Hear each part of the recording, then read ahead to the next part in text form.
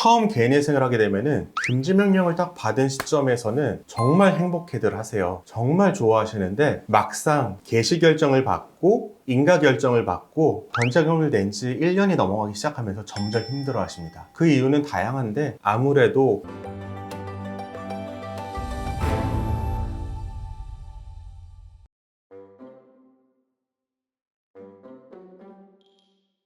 개인회생을 한다고 해서 네. 마냥 다 편하고 좋아지는 건 아니잖아요.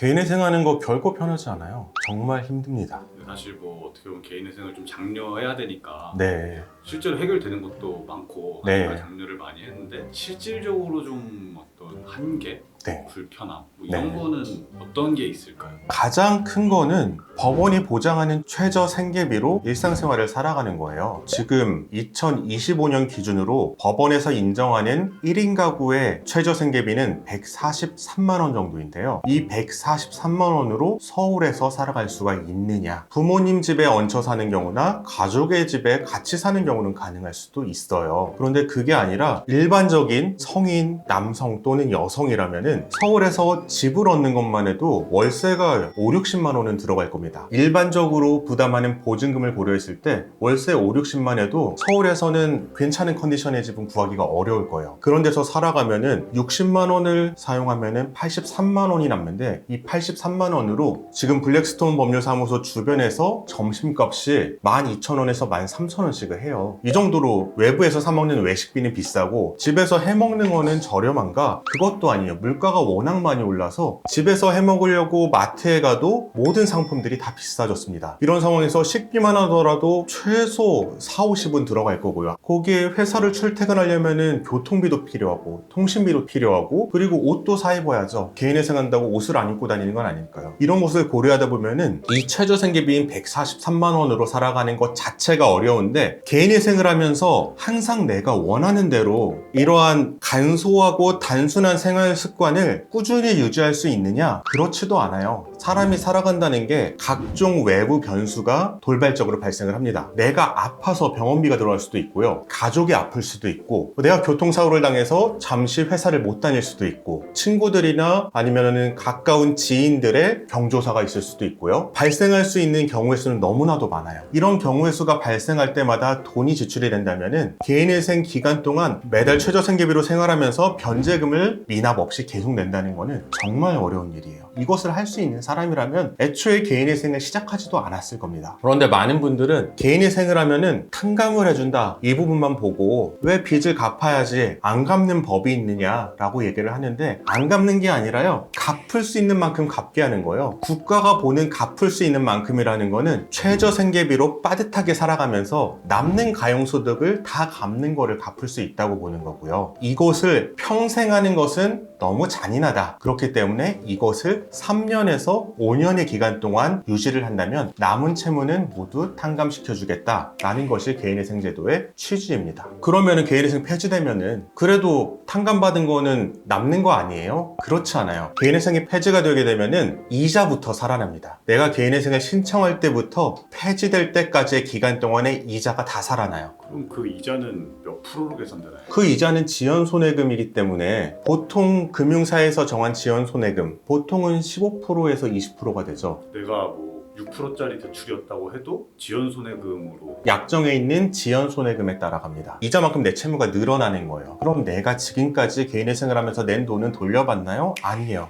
제가 지금까지 낸 돈이 다시 살아난 채무와 이자 중에 이자부터 이렇게 변제가 돼요. 남은 이자가 없다면 원금도 일부 변제가 된 다음에 내가 다시 개인회생을 신청하든지 채무 조정을 할 수가 있겠지만 이자가 늘어난 게 워낙 많다면은 원금 탕감은 전혀 없이 이자만 더 늘어난 상태에서 개인회생 재신청 또는 채무 조정을 다시 알아봐야 되는 상황에 처하게 되는 거죠. 압류 풀었던 것도 다시 다 아, 맞아요. 개인회생 폐지가 되면은 바로 압류가 들어올 수가 있어요. 압류가 들어가려면은 법원에 판결문이 있어야 되는데요. 개인회생이 폐지가 된 경우에는 개인회생 절차에서 제출했던 채권자 목록, 그 채권자 목록이 판결문과 동일한 효력을 가집니다. 그래서 별도의 판결문 없이도 채권자 목록만을 가지고 압류를 걸 수가 있는 거죠. 정말 최악의 상황에 처하게 되는 거니까 개인회생 제도를 비판하시는 분들은 이 사람들이 쉽게 빚을 탕감받는다, 빚을 안 갚으려고 쉬운 길을 택한다, 이런 생각은 안 하셨으면 좋겠고요. 빚을 못 갚는 사람들에게 국가가 낼 수 있는 만큼 최대한 내도록 해서 채권자도 돕고 채무자도 돕는 제도다, 이렇게 이해를 하시면 참 좋을 것 같습니다. 뭔가 물리적인 것보다 감정적으로 좀 힘들어지는 부분도 있나요? 그런 것 같아요. 처음 개인회생을 하게 되면은 금지 명령을 딱 받은 시점에서는 정말 행복해들 하세요. 정말 좋아하시는데 막상 개시 결정을 받고 인가 결정을 받고 변제금을 낸 지 1년이 넘어가기 시작하면서 점점 힘들어 하십니다. 그 이유는 다양한데 아무래도 꽉 짜여진 소비 습관을 유지하는 게 어렵고, 특히 자영업을 하시는 분들은 소득이 줄어드는 경우가 많아서 그래요. 그리고 경기도 안 좋아지니까 직장인분들도 예전보다 인센티브가 줄어드는 경우가 많고요. 그러다 보니까 개인회생을 하다가 중간중간 위기가 오는 것이 사실입니다. 그 순간순간을 의지로 잘 버티셔야지 끝까지 가실 수 있고, 그 과정은 마치 마라톤과 비슷하니까 조급한 마음 가지지 마시고 그냥 꾸준히 하루하루를 살아가시면은 연체까지 성공적으로 가실 수 있을 겁니다. 제가 많은 분들을 봤고요. 충분히 가능합니다.